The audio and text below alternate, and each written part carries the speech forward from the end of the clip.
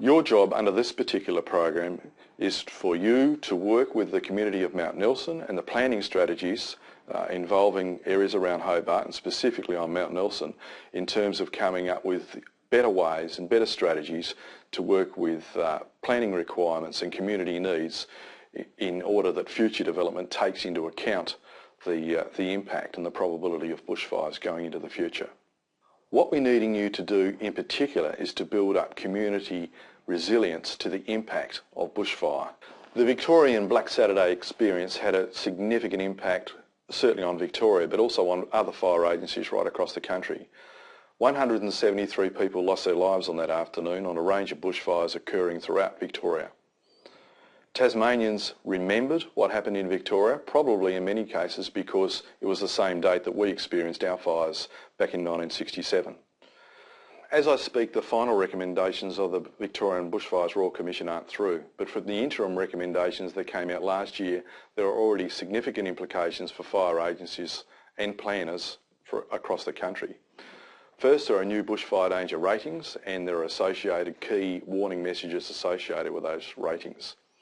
Secondly, for Australian fire agencies, there are new priorities that must apply on days of extreme or catastrophic fire danger, and these will be priorities that ensure that we're doing all that we can to protect critical community assets and infrastructure.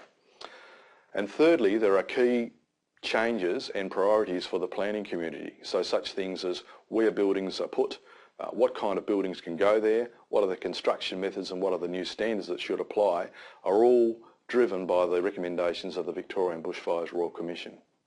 Like other states, Tasmania sees a lot of people valuing the sea change or tree change trend, and a lot of people are moving from the cities out to the outer urban environments to enjoy and perhaps value that opportunity to live closer to the bush.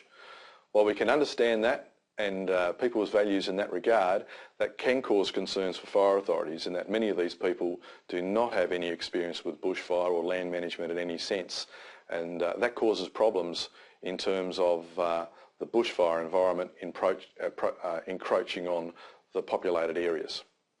The reason for choosing Mount Nelson in this case is varied. Not only does it include a lot of residential housing, but it also includes properties for commercial and also government infrastructure. It also includes a lot of land that has a lot of ecological value, so there are threatened species, and there is a good mix of dry sclerophyll forest in the foothills of Mount Wellington, and there are a lot of values about the recreational asset that's very dear to people in Hobart. So we've got that balance there of all those kinds of values, as well as the values and need to keep people safe from bushfire. And Mount Nelson has been subject to bushfire activity over the years, and there's every suggestion to say that that bushfire threat will continue into the future.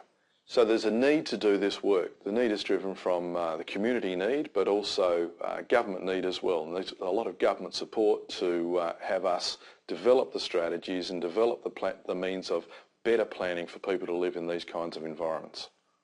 So what we're asking of you is to work with us to develop an integrated strategy, taking into account such factors as community resilience, ecological resilience, and also taking into account the impact of climate change into the future, and also the impact of changing demographics and people's values, particularly in regard to those that live in the area or are considering living in the area of Mount Nelson.